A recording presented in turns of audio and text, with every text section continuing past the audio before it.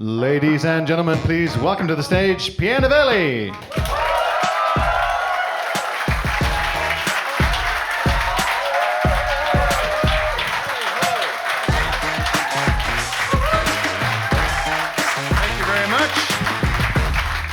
Thank you very much for coming out, Edinburgh. Let's put this over here because it is unnecessary. I will not be doing any theatrics with it. Thank you very much for coming out, guys. Welcome to the show. The show is called Why Can't I Just Enjoy Things?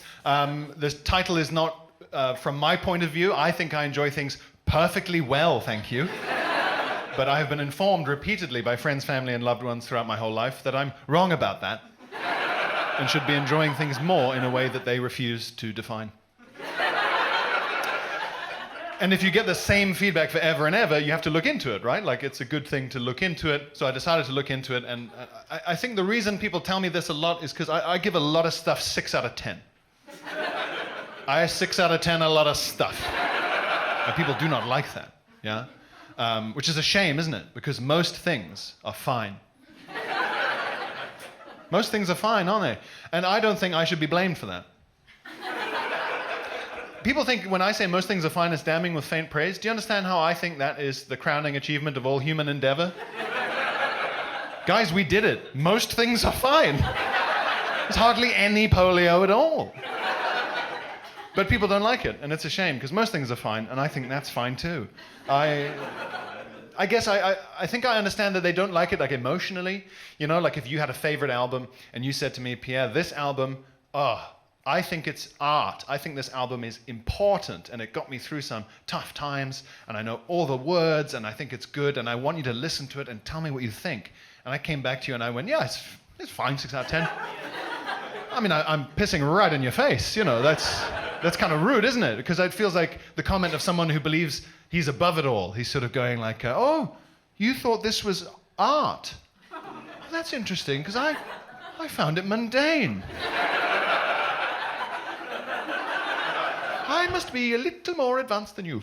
So I get that it can come across like that, 6 out of 10, like it can seem rude. And look, it's not interesting, is it? 6 out of 10. No one likes a shrugger. You're not going to win Chat of the Year with that kind of attitude. We want 10 out of 10 or 0 out of 10, oscillating wildly between each other. Love and hate, that's what we like. And love is obviously great for obvious reasons, but hate's fun too. Hate's exciting. You ever chatting to someone, you know, and a mutual acquaintance comes up, Andy, doesn't matter, and Andy pops up, and then the person you're talking to, they go, Andy, I fucking hate Andy. I've always hated Andy. In that moment, you are not even remotely upset for your friend Andy.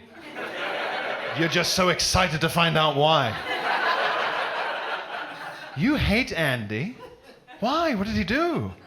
And you think, is Andy a Nazi? In that moment, it could be anything. What fun. What are we going to learn about our friend today? So I get it from that point of view. And look, professionally, I understand it as a comedian, like a 6 out of 10. That's a 3-star out of a potential 5-star review, isn't it, Fraction fans? Yeah. And you look at any movie poster, musical, play, there's not a 3-star on there because it's not a commercial recommendation. It's of no use. Certainly of no use to me when I get a 3-star review. The dream, right, from my point of view, just to give you a little peek behind the wizard's curtain, the dream from my point of view, probably a 1-star review in the Daily Mail, a 5-star in the Observer. What a show. If you saw that on a poster, you'd go, what cultural buttons is this guy pushing? What does he say? To be fair, in my business, you do not get punished for negative attention. You actually make more money. So equally useful from my point of view, a 5-star review in the Daily Mail and a 1 in the Observer. Frightening crowd, though. You do have to think about who you want in the room. So I get it. And so I'll work on it, but it's a shame because 6 out of 10, it's not a low score either, 60%. You know, it's a 2-1, isn't it? You've scraped the 2-1. You're on the grad scheme. They'll never check again. It's fine, isn't it? But people don't like it. And you know what? I understand, I think maybe why, but to be honest, I don't think a lot of this is my fault, the reason people don't like it. I think a lot of it is society's fault. By the way, can I recommend the next time you're worried about a personal flaw, just blame society. It feels good, because not only do you get to seem like clever and insightful, you also just get away with whatever's wrong with you. I think you'll find it's society's fault my house smells like this. Good day. But I do think I have a point, because hyperbole is everywhere now. It's the only language we seem to have. I mean, is Gen Z in? Gen Z? You're pretty young. I'm guessing because the light's in my face and people moisturize. I can't tell. I've looked like this since I was fucking 11. I don't know. You must be Gen Z, right? I've been on TikTok. I've seen what you guys are up to. And I don't like it. There's a comment on TikTok that the Gen Zers, they leave it under videos they like, whatever, a dog opens a jar. And the comment is, I'm throwing up, I'm crying, I'm dead. That's a stock phrase. I'm throwing up, I'm crying, I'm dead. It's not an appropriate response to anything, is it? Apart from Ebola.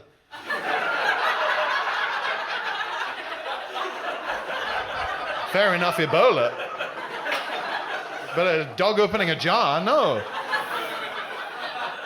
And hyperbole is everywhere now. Like those reviews I mentioned earlier, like movie posters for theatre, musical. The reviews don't even make sense to me on those.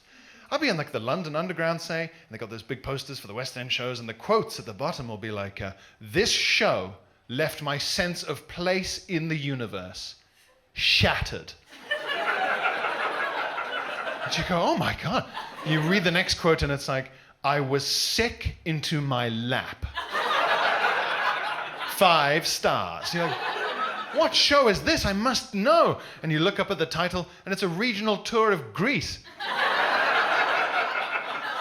And you just think, that can't be for that. That's not for that, is it? How could it possibly be?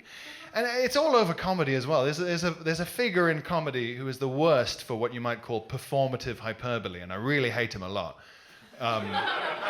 It's the cry laughing emoji. I really hate that guy. You don't need to worry about him. On TikTok, the young people, when something's funny, they use the skull emoji because, as I mentioned, they are dead. But the rest of us old fucks are stuck with the cry laughing man. You know, with little tears coming out the eyes. And the reason I hate the cry laughing emoji is because I need him. I need him. If you cover your online video in cry laughing emojis, people click on it like 1,000 times more. It's depressing, but it's true. And it's all about views. If you have a big enough number of views, TV producers, they're too busy and afraid to try and pick a guy on their own, so they just go, big number, let's have him on, right? That's how it works now. So we need views, so we need the cry laughing emoji.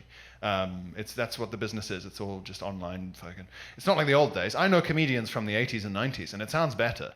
Just back then, you go to the terrifying pub, you go into the basement, be quite funny for 20 minutes, an incredibly frightening man would give you an envelope, and you go, here you go, see you next week. And you go, oh, thank you. And you'd open it up, 60 quid in there, go home, buy your flat, right?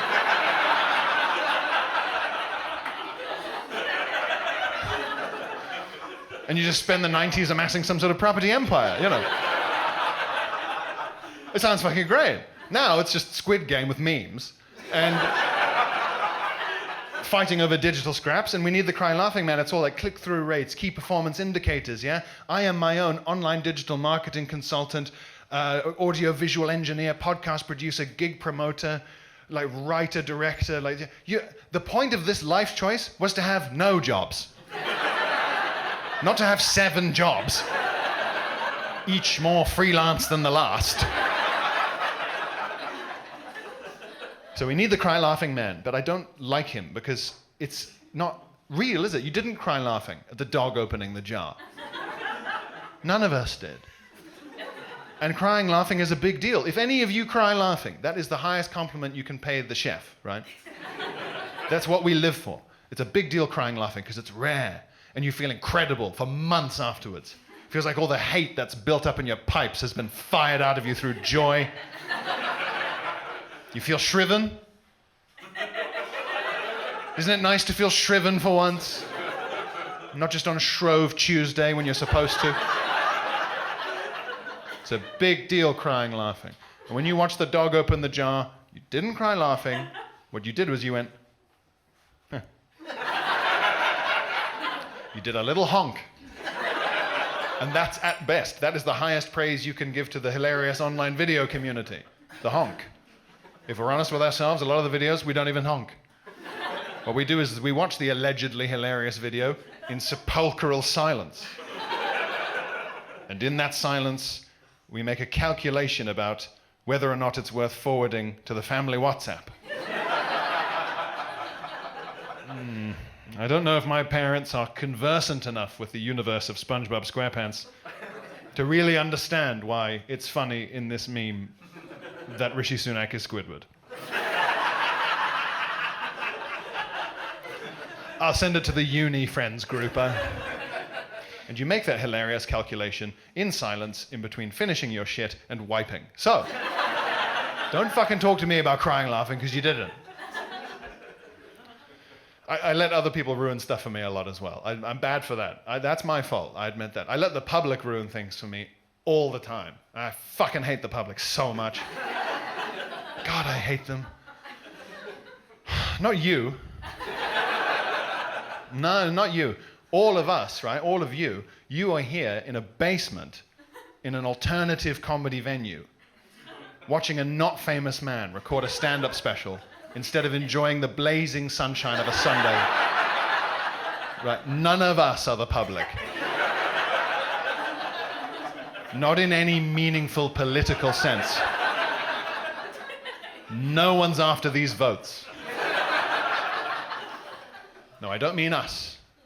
I mean them out there. You've seen them. Getting basic questions wrong on daytime quiz shows. Throwing up on the bus. Stopping and checking their phone at the top of a busy flight of stairs. The public. The reason we can't have nice things. I'll let them ruin stuff for me all the time. I'll give you an example of when I let them ruin something for me. So I live in London with my partner, and her parents came to visit us in London from not London. Right? If you live in London, those are the two places on earth. And when someone visits London from not London, you must go see a show in the West End. It's in the Magna Carta. It's the law. So we took her parents to go see a show called The Play That Goes Wrong. Has anyone here seen The Play That Goes Wrong? A few people. So if you don't, woo indeed, it's very good. If you don't know The Play That Goes Wrong, it's like a parody of an Agatha Christie mystery, you know, The Mousetrap.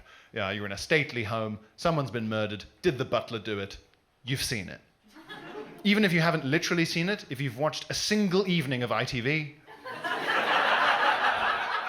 you've seen it. You know exactly what I'm talking about. You know all the characters. So that's the premise, right? But it's like a parody, right? And the joke is that, oh no, this serious murder mystery is being put on by a bunch of fuckwits who mess it up, right? They get it all wrong. And like they get their lines wrong, and the costumes get all mixed up, and the set falls down. Ha ha ha. Now, can I just say how hard it is to accurately describe The Play That Goes Wrong without coming across like I have nothing but contempt for The Play That Goes Wrong. I don't. I've seen it twice. It's a guaranteed good time. You just have to understand, it's very hard to positively describe a farce. Oh, it's a farce. So it's very good, and we go in there, we sit down, and the seating arrangement is as follows, yeah? It goes parent, parent, girlfriend, me, empty, empty, aisle, yeah? I'm on the flank. I'm vulnerable to the public. The public come in and sit down. Today, they have taken the form of a Spanish lady and her boyfriend. Spanish lady sits next to me, the boyfriend completes the row. First thing I notice about them, they're both pretty tooty from a day of day drinking. Swollen necks. Second thing I notice, they each have an entirely plastic bottle of white wine from the theatre bar, one each. Now, I'm not against this so far, but it's a yellow card. To be honest, my first real problem with them, too many snacks. I mean, we're talking cheese and onion Pringles, we're talking wine gums, we're talking Revels. Now, all of these are fine if you eat them in order. But these fucking savages had open-bagged all three of those. Mixing and matching. It's not tapas, madam. Not this. I mean, cheese and onion Pringles and wine gums. Are we happy with that flavor texture combo? On the molar? They weren't even smell checking the Revels.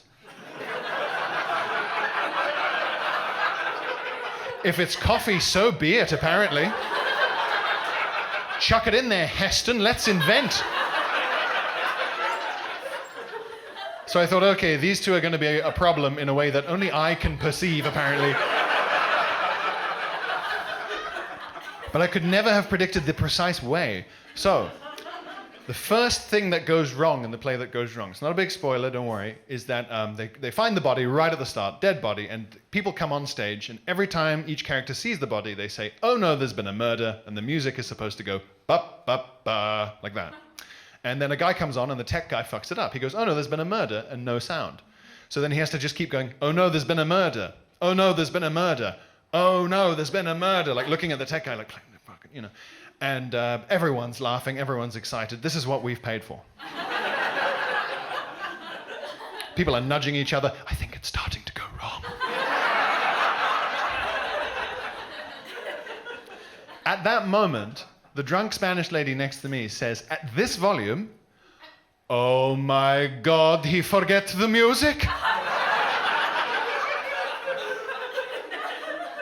And I thought, well, I hope this isn't a pattern.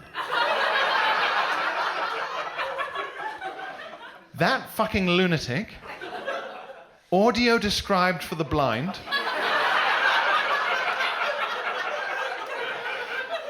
every single joke in both 45-minute halves of the play that goes wrong. It was astonishing.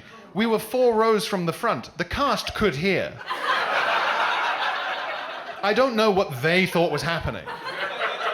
That today the play would be going wrong in 3D somehow. Today, even the audience misunderstood the premise of why they were there. And she was just yelling this, and obviously the steward had to keep coming over from her little, air hostess flippy chair to tell her to stop, right? And she would have to come over and just be like, madam, please. You can't live like this. Please stop describing the play. And every time the Spanish lady would do that kind of like drunk person in trouble, like, oh, I'm in trouble, But if you're a member of staff like this poor woman, you have to believe the customer, right? You can't secondarily jab your finger in their face and go, you better not be fucking lying to me! So the steward lady had to go, thank you for understanding, madam. Safe in the knowledge that the second she got back to her flippy chair, this lady, right back to fucking describing. Just like, oh, his wig has come off, this is bad for the play, So she could not be stopped, and I was so furious and confused that I had to do something I've trained myself to do when the public do something incorrectly. And what I do is I shut my eyes, and I imagine a world where they are doing the thing correctly, and I am wrong. And sometimes that can open up a gap for compassion. It doesn't always work. I remember once I was on the train, 9 a.m., sort of commuter train on a Thursday, and a lady came in and sat opposite me, a normal lady dressed for work, and began ramming slice after slice of bread into her mouth from the bag. With what I would call fury. And obviously I saw that, and I thought, oh no. In general. And so I shut my eyes. And I imagined a world where that was the best way to enjoy bread. And I thought, no, she's insane. Well, worth a try. Worth a try. Give her a chance. But see, the reason I bring it up is on this occasion, it did work. On this occasion, I did it, and I thought, you know what? They are right, and I am wrong. Because let's face it, they were enjoying the fuck out of the play that goes wrong. I mean, they were having the time of their lives. I can personally vouch that she fully understood every joke. And the boyfriend, well, he was loving it. I mean, he was laughing that slightly frightening pirate laugh. And when he laughed, he slapped his thigh. Like a Tudor. And I was the one who was wrong, wasn't I? Because they're doing that, and I'm the one here seething like a little gremlin. You know, they're not even smelling the revels. I'm the dickhead here, right? But how do I do that? How do I enjoy anything as much as this battered Spaniard? And it's not booze. I've been drunk in the theatre before, and I've never described a whole play out loud. So what is it? And so I've got to figure it out, because you know what? It's costing me money as well, this attitude problem of mine. Because my experience as an audience member is so easily ruined by like phone screen checking, loud chewing, drink slurping, you know. I now have to pay over the odds in a cost of living crisis when I have spent all my money on this jacket. I now have to pay over the odds to go to exclusionary and elitist cinemas, where that sort of thing just does not happen. I'm talking picture houses. I'm talking Curzons. I'm talking everymen. Yeah? Anywhere with a wasabi pea option. Something about wasabi peas just keeps these bastards away. And the sort of everyman picture house exclusionary elitist cinema that I go to, that would not have been tolerated. If I had been sat there and a drunk Spanish lady had begun to describe the piece of cinema I was trying to enjoy, you know, oh, the bear, he eats the marmalade, yes. Whatever art house film I'm enjoying. Well, I would immediately call over the maitre d' of the cinema. You know, the head butler of the picture house. Like that, I would say, Garçon! Garçon! And he would come over, the full Jeeves, yeah? Tailcoat, pinstripe trousers. And you know butlers have always got that white cloth on their arm? That's soaked in chloroform. That's what that's for. And he would use that to subdue the Spaniard in her chair. Obviously, she would narrate it. Oh no, the butler, he knocks me out. Then 2 footmen would come and carry her to the medical wing of the cinema. And the maitre d' would say to me, I'm terribly sorry, sir. And I would say, think nothing of it. But never let this happen again. And he would say, of course, as a token of our apology, please accept this 175 milliliter screw-top Malbec. En plastique. I would say, thank you, and I'd take that, you know. And then he would go, rewind the film! We're all going to watch it from the beginning again, properly. And then he'd take her chair and have it burned. Is that so much to ask? From £5 Odeon Thursdays or whatever? Apparently so. So I'm working on it. I'm going to work on it. It causes issues in relationships as well, this problem of mine, because, as I said at the start, I do enjoy things perfectly well, in my opinion. However, I will admit that I do enjoy things completely internally. There's no real sign that it's going on. Yeah. And every girlfriend I've ever had has always said, like, I've never told what's going through that mind of yours. Never told what you're thinking about. And for years, I took this as a compliment. Enigmatic, you say. Mysterious, strong and silent. James Bond? No, what they were saying the whole time is, you have a stressful head. Looking at your head is very stressful. I don't know what's going on. And I am enjoying myself, like I say, but like, look, it's internal. My fun is like the governing of North Korea. It's going on, But externally, it is hard to establish a picture of how and when. And you end up leaning heavily on the testimony of those who have fled.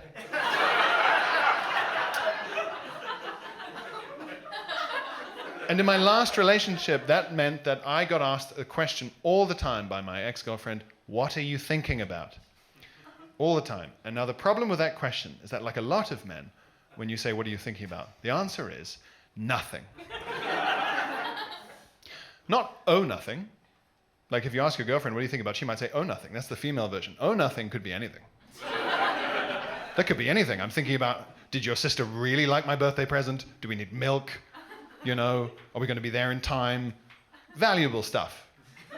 Not, oh, nothing. Nothing. Just.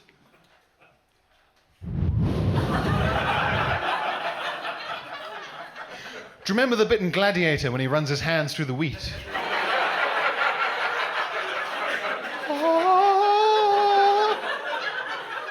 Nothing. The trouble with that answer is that it's neither plausible nor reassuring. It's not plausible and it's not reassuring. Like if you came to my house and in my living room I had a coffin. And you said, what's the coffin for? And I said, nothing. Not plausible, not reassuring. Fair enough. And I also realized, because she was saying to me, oh, it can't be nothing. And I realized, you know what? To be fair, 5% of the time, it's not nothing. Like a lot of men, 5% of the time, I'm thinking about something so pathetic and valueless that for the good of the realm, it must be suppressed. You know, burn the files, kill everyone who's read them, that kind of thing. Just, this is not good. So I thought, okay, technically I am lying then when I say nothing on those occasions, and you shouldn't lie to your partner about your thoughts. That is intolerable. It'd be like going out with the KGB. What are you thinking about? Oh, Stalin is wise.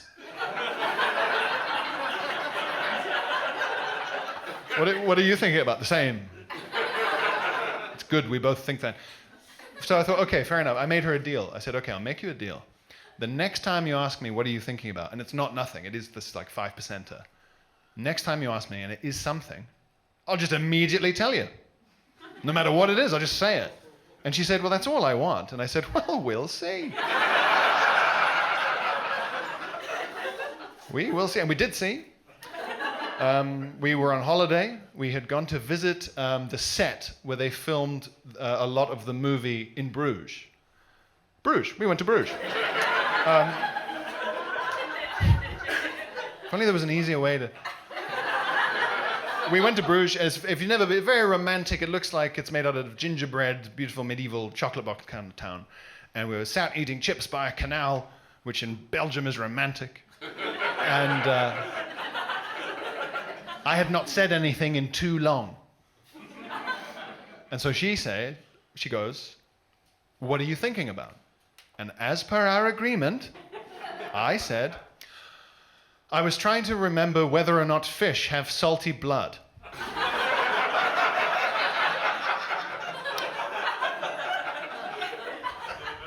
I need all of you to understand how absolutely fine I thought that was. Because we had an agreement, and it was the truth. So what more do you want? And, you know...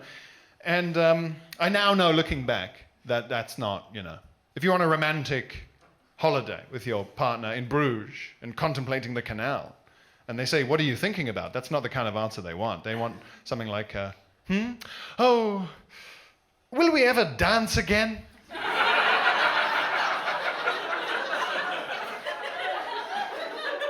How many children will skitter through the cottage of our dreams? Shall we be wed in Galicia? Long-term romantic stuff is the category that we're after here. Salty fish blood. It's probably not even top 50. So she goes, why are you thinking about that? And I said, I don't think going into how I got here is going to help my case. And she goes, no, I really need to know, because I want to know how you ended up thinking about something so weird. So I said, okay. And I told her, and I will tell you all now. So, she does not like mayonnaise. It's gonna take a while to get to the... Just accept that now. It's gonna take a while to get... Okay, so, anyway, right, okay. So, she does not like mayonnaise, right? This is a problem in Belgium. Belgium doesn't have a lot of stuff. They got moule frite. They got beer. They got mayonnaise. They got a harrowing colonial legacy. But they only really want to chat about the first three. And once you cut mayonnaise out of that equation, you're down to 2 of your available Belgian treats. The holiday's crumbling in front of you, isn't it? And when we ordered chips to eat by the canal, she said to the waiter, a Belgian patriot, by the way, no mayonnaise, please. And he was visibly offended. He drew himself up, like that. And I thought we could use a man like this at the picture house. That's what I thought. This guy's got standards. And he said, well, what could you possibly want instead? And she said, oh, ketchup. From his face,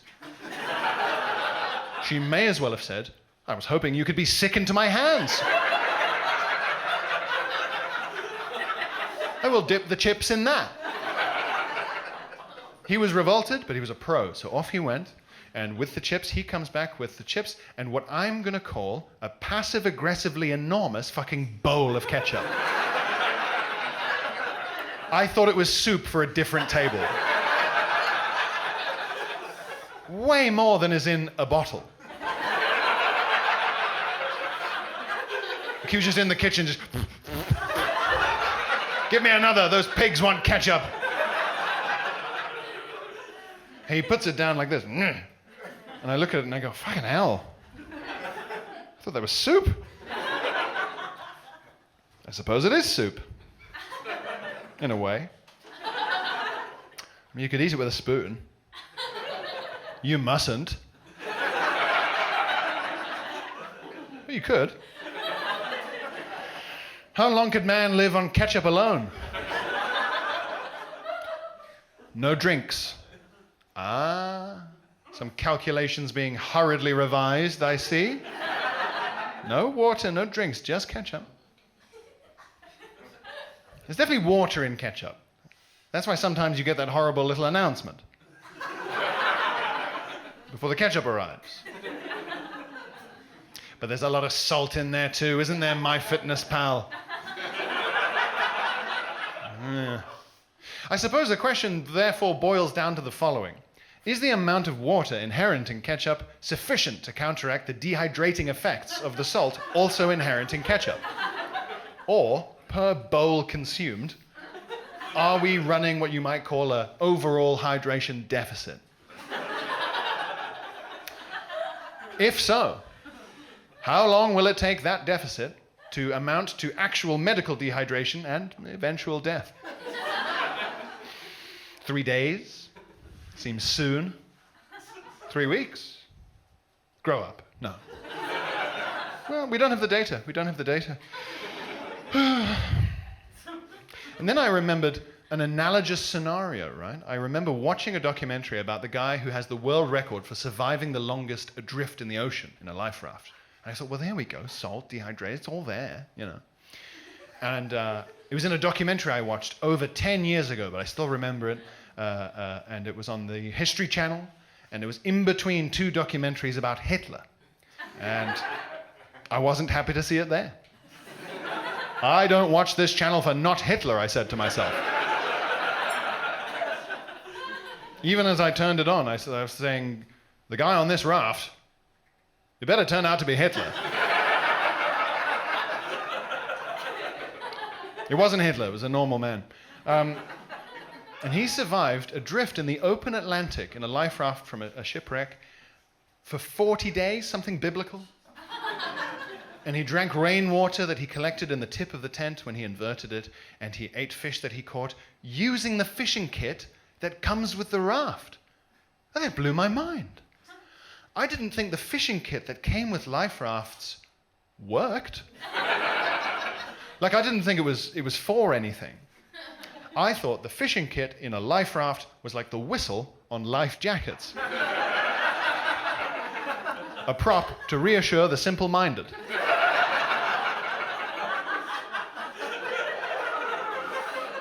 a whistle. You're going to slap into the Atlantic at 1,000 miles an hour. Boop, boop. They stand up there and they say, the whistle's for attracting attention. You're like, I think the plane crash will... It's a better start when it comes to attracting attention. The enormous plume of smoke might be a better... So I thought that was what it was, right? Like, your ship goes down, you get on the raft, and it's there to reassure, like, you're there with your son and some other passengers, and he's tugging on your coat, and he's going, we'll use the fishing kit, won't we, Papa? You ruffle his hair. Yes, boy. We'll fish up a storm. As you silently gauge which is the most edible passenger. I was wrong. I was absolutely wrong. I hold my hands up. Wrong about that. This guy was fishing up an absolute storm in the open ocean with a bare hook. Now, I don't know if you've ever gone fishing, but the fishing people, very keen to emphasize that that's not an option. They go, fish, clever, cunning, elusive. You need to be seduced over hours like a duchess. Filet mignon on the hook, peacock feathers to lure them in with the dancing colors. Bullshit, apparently. That's all salesmanship. This guy plopping a bare hook into the open ocean, fish just going, oh, yum! Oh, yum, the most dangerous shape I've ever seen. I'll eat that. Fish are idiots. They deserve everything they get. Is it weird that I want to have a go on the raft? Is that odd? A couple of weeks on the raft? I like it. I like the idea. I don't want to be in danger. I want there to be like a rescue boat nearby or something, or like a flare gun, like a tracker. But a couple of weeks on the raft. Doesn't it seem like the kind of thing like a Silicon Valley guy would do? Like a bored tech bro. Once you've done your third Iron Man, there's nothing left but the raft. Drink rainwater, eat sushi, you catch yourself. I want to reset. That's what they always say. It's a great way to reset. I want to reset. Here's my logic, right? If I was on the raft for just a couple of weeks, it would fix my sleep, right? I'd become a morning person. Because on the raft, you're asleep with the sun, you're up with the sun. There's no choice on the raft. And morning people, they seem to have a good time. Maybe that's why I don't enjoy things. I'm too tired.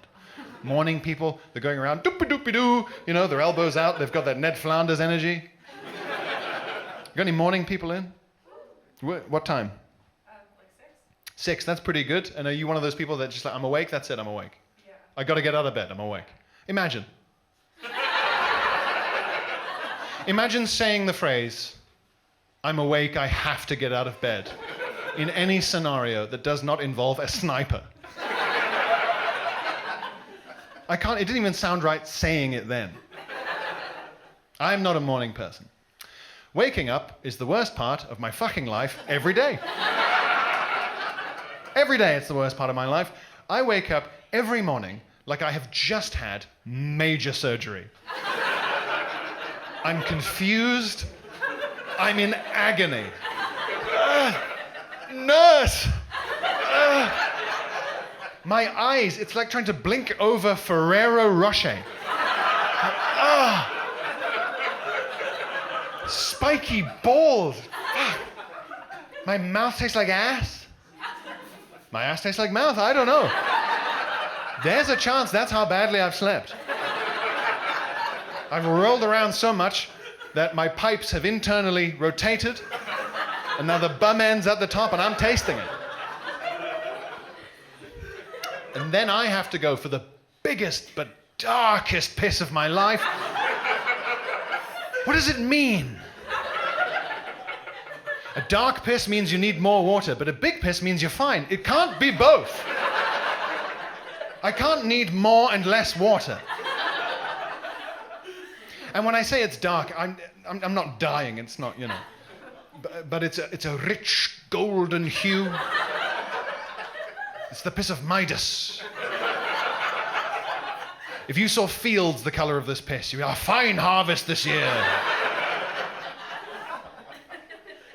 And then you have to have breakfast, and I can't eat that early in the morning, right? My stomach, it's like a shriveled up old carrier bag in your pocket.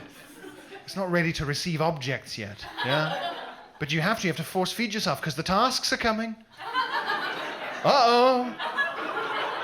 They'll be here by about 9, and you need energy to fight the tasks. And that's why every breakfast food comes with butter or jam or whatever. It's just lube. Lube it up. Poke it in.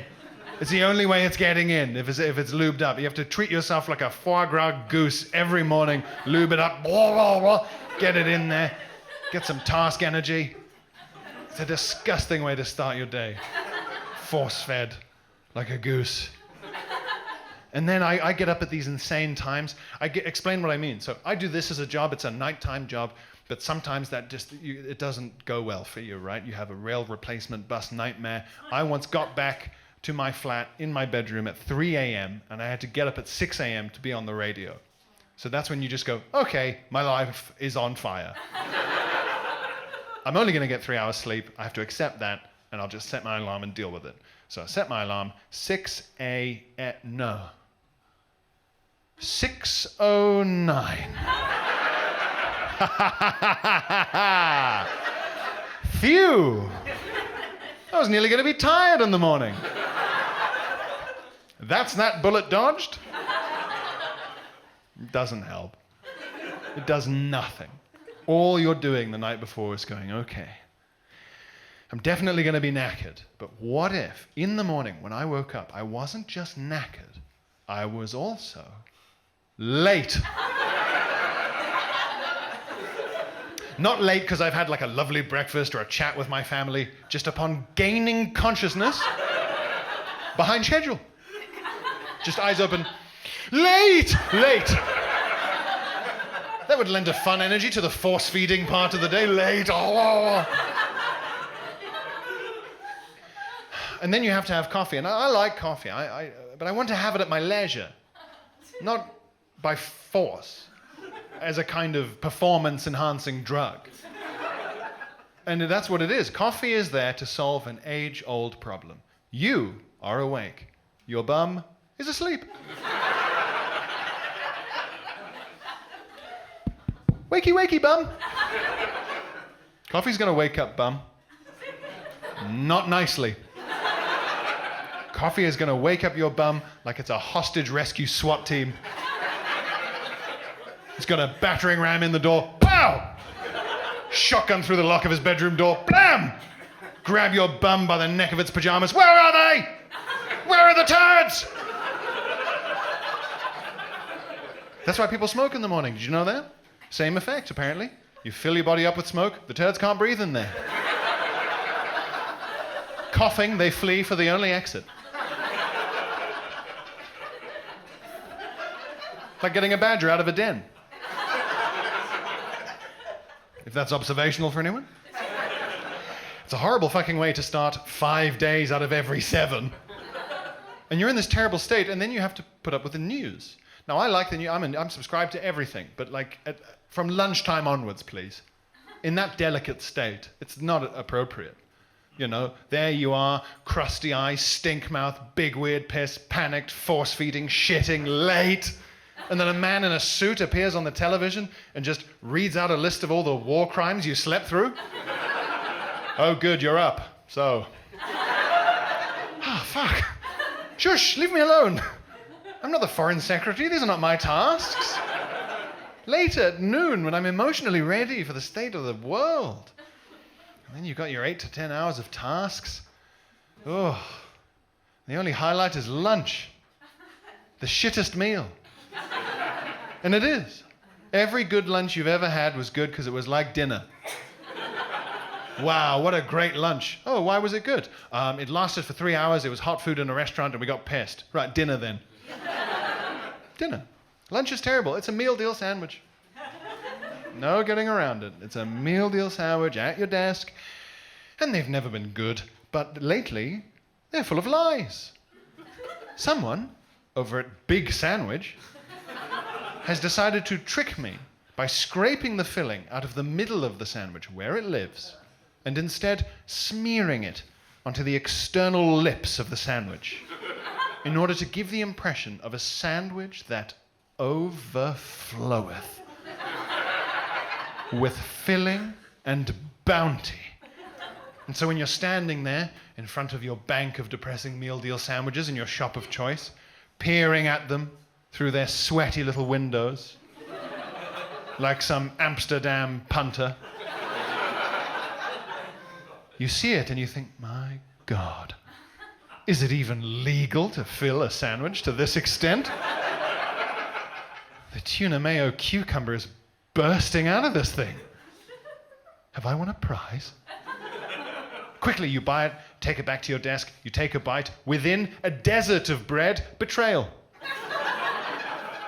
It's empty. You flip it up, yeah, it's gone, nothing in there. The filling was on the outside the whole time. And now you get to poke it back in with your fingertips, even though they're still horrible from the bus. Undignified, unacceptable. Oh, you can have a wrap. They're shit as well.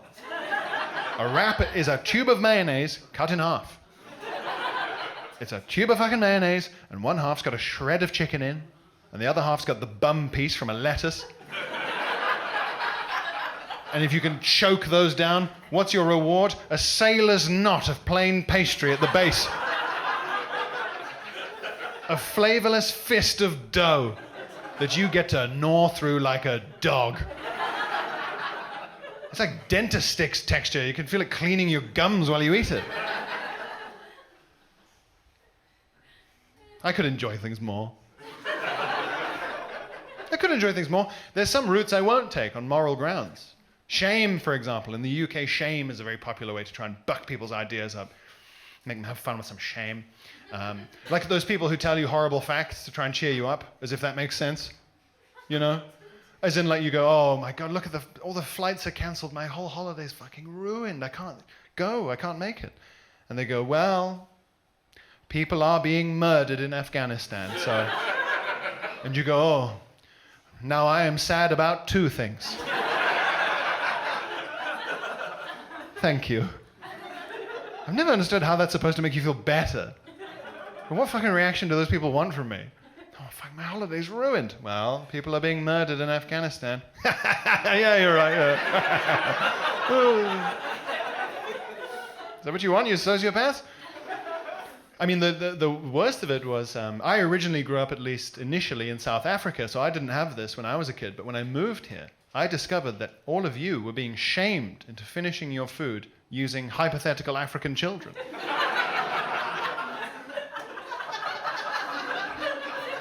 It's quite a creepy thing to discover, to be honest.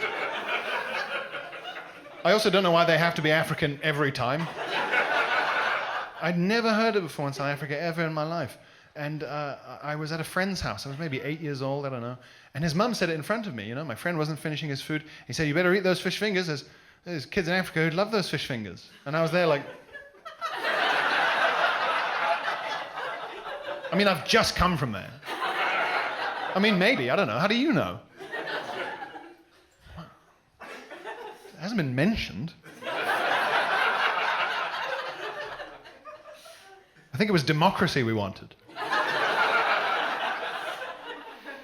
Maybe fish fingers second? To celebrate? Weird.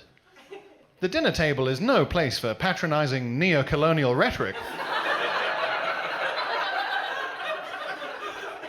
I think that's in Debrett's. Very, very strange. And also, again, I don't get the logic of what kind of response you want from the kid. You know, there's a kid there, I don't want to eat this fish finger.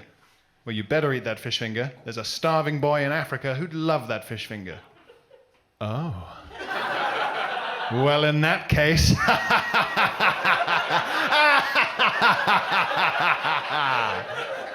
I'll eat every crumb if it means he starves.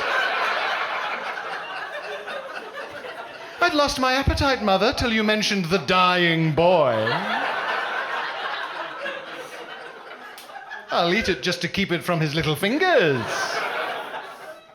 It's the reaction of a demon. The only logical reaction is my reaction. I don't want this fish finger. Well, there's a starving boy in Africa who'd love that fish finger. What? You're telling me that this fish finger that I do not want could save the life of another little boy? We're fucking quick! What are we even talking for? Quick, get a fucking refrigerated envelope or something. I don't know. Wait, how long have you known about this? Decades? I'm 8. That's going to be my defense at The Hague. Quick, give me the fucking envelope. Quick, quick, quick. Where are we sending this? Africa? We got to narrow that down. That's why I said hypothetical African children, by the way. Not because there are no hungry African children, of course there are, but your parents just didn't have a specific village in mind, shall we say? Or country, if we're honest with ourselves. Just, Africa, that fucking country. It's a very strange way to decide if something's any good. Imagining a hypothetical African boy and wondering if they'd envy you. Enjoy it or don't. Am I enjoying myself? I'll imagine an African boy. And if I think he'd envy me, I'm having a good time. It's really creepy. I think I don't like it because it's comparative enjoyment, right? You go, I'm going to enjoy this on the basis that someone else has it worse. It doesn't make sense to me. I don't think it's even moral. The master of comparative enjoyment, by the way, was Charles Dickens. Now, if you don't know who Charles Dickens was, that is your fault. I really think society could not have done more to help with the whole who is Charles Dickens question. And I think once there's a Muppets version of something, it really is down to the individual. You're not going to get more accessible than puppets. So Charles Dickens, the Victorian author, he was obsessed with Christmas, not just in his work, where he basically invented the idea of modern middle-class Christmas, but in life, as a guy, he was obsessed, and he would have a big Christmas feast every year with his friends, family, associates. And one year, Charles Dickens hired an actor to pretend to be a tramp, right? Dress up like a tramp, big coat and boots. And his job was to stand outside Charles Dickens' window during the Christmas feast and stamp his boots in the ice and slush and sort of say loudly complaints about how awful his life was.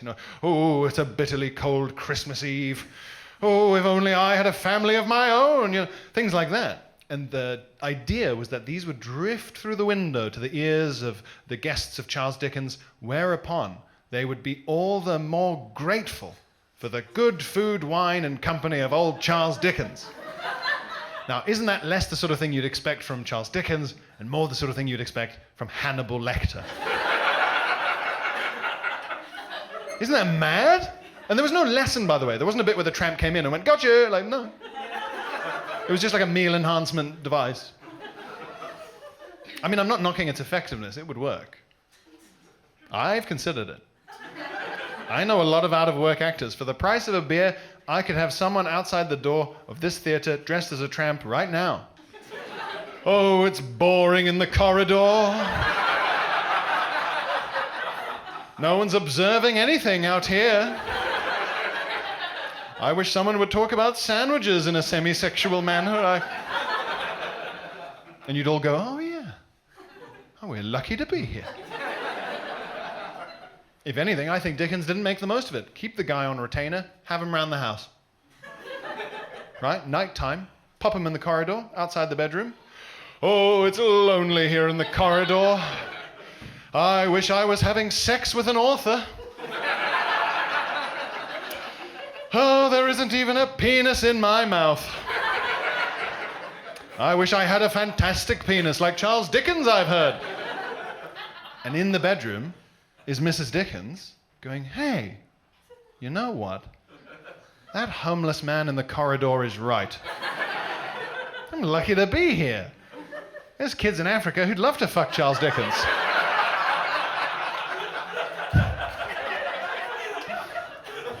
Comedy is about context, isn't it? There is someone who I'm trying to emulate, by the way. It's not just like doom and gloom. I have like a hero who has a good time, who I'm trying to follow and learn from. I heard about him from a friend of mine. He's like my cool friend. He goes all around the world going to techno concerts. Recitals, techno recitals. I don't know anything about that. I read big books about the Second World War with different guys.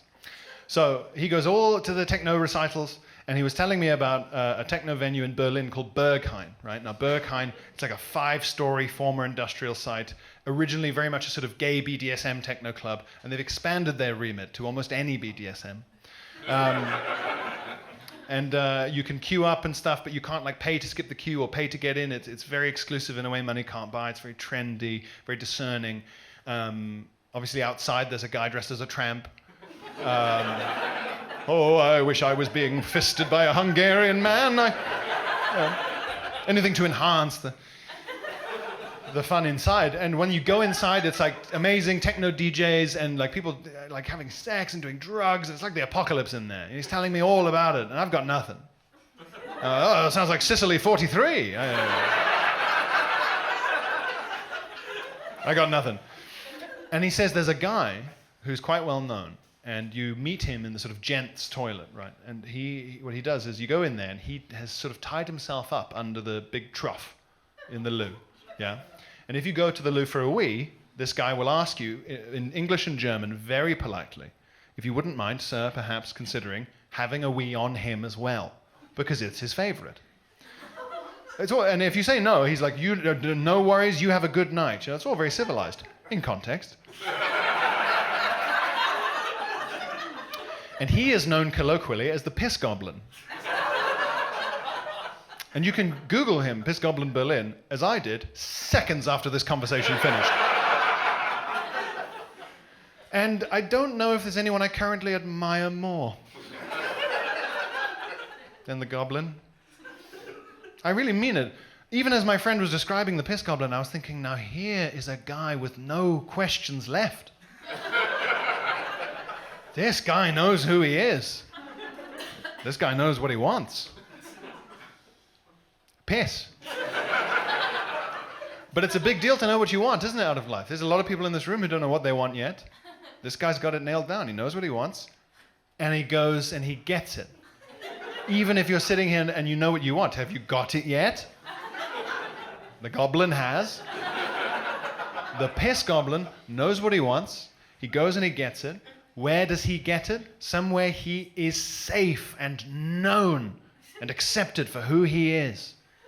There's no one in this room as fulfilled as the piss goblin. He's the freest man I know, and he's chained to a urinal. I can't imagine the inner strength it gives him, knowing that all that stuff's just figured out. He's out there now, some regional German civil servant. He's filling in report after report into Autobahn maintenance, you know. His boss is a real dick. Wo sind diese Berichte? Schnell! And he's like, I'm doing them, my God! Oh, roll on, Freitag. Oh. Lieben für das Weekend, recht? Ja. Oh, I can taste it now. Don't know if he drinks the wee. That was my first question, obviously. My friend does not know the internet is divided. You can drink wee. I mean, you mustn't. But you can. You drink wee, you drink blood, you drink anything from a body probably to an extent, I think. The guy on the raft, when he ran out of water, he'd rip the heads of fish off and squeeze them into his mouth like a horrible orange and drink that. And he was, well, and that's when my girlfriend interrupted me. So,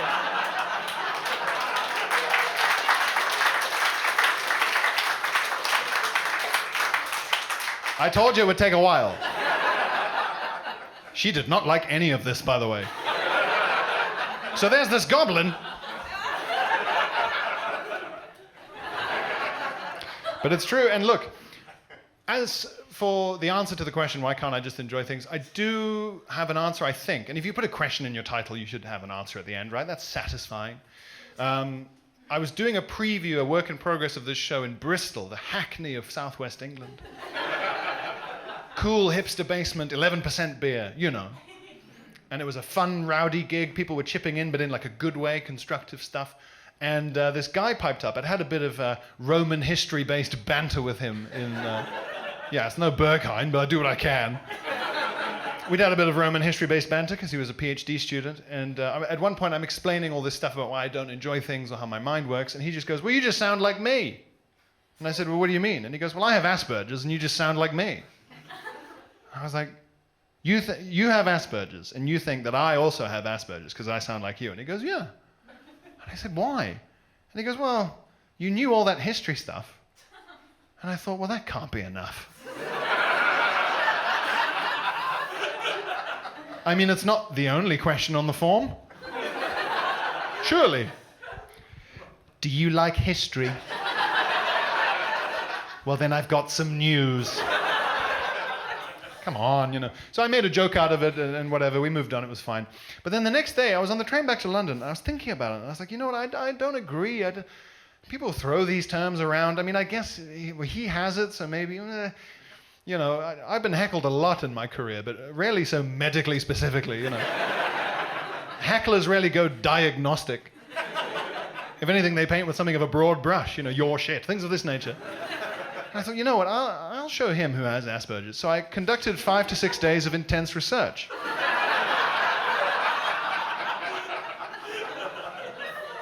And I found a website where they put up all the tests they do to screen you before they give you the big interview, right? Because they want to screen you out if you don't have it.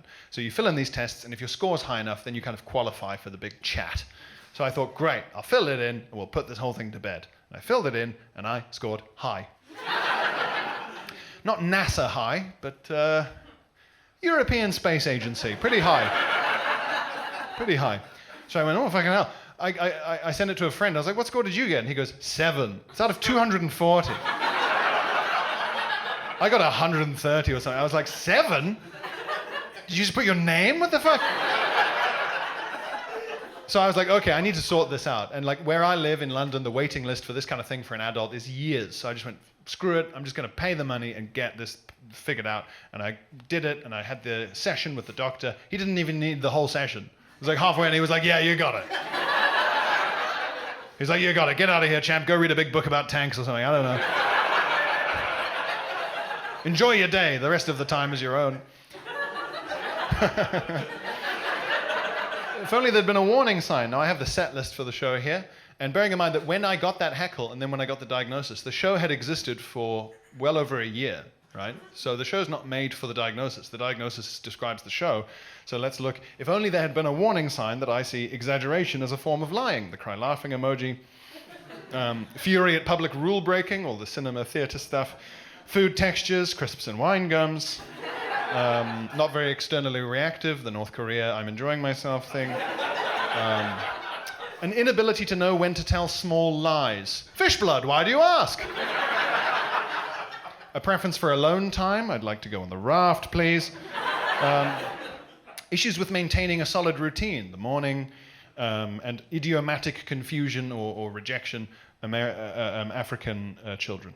So, yeah, it's supposed to be a set list, not a checklist. It's quite embarrassing after the diagnosis to just keep doing the show. Just going around the country going, and another thing I hate. Oh, yeah. And to be, and like, I'm 32, right? Like, it's like finding out that your legs have just been broken the whole time. You're just in the doctor's office going, I thought everybody's knees were crunchy. Is that not good? Nice crunchy knee? And to be diagnosed by a heckler. The comedian's natural foe. It's like finding out you're diabetic from Voldemort. Harry, your urine shouldn't smell like sugar puffs.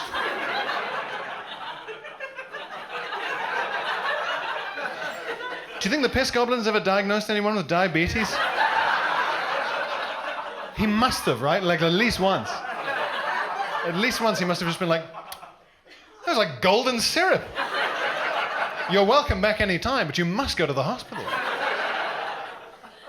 A friend of mine saw this show, and she said, oh, at the end, you really must tell people how it felt to get this diagnosis. You know, how did it feel? That's what people will want to know.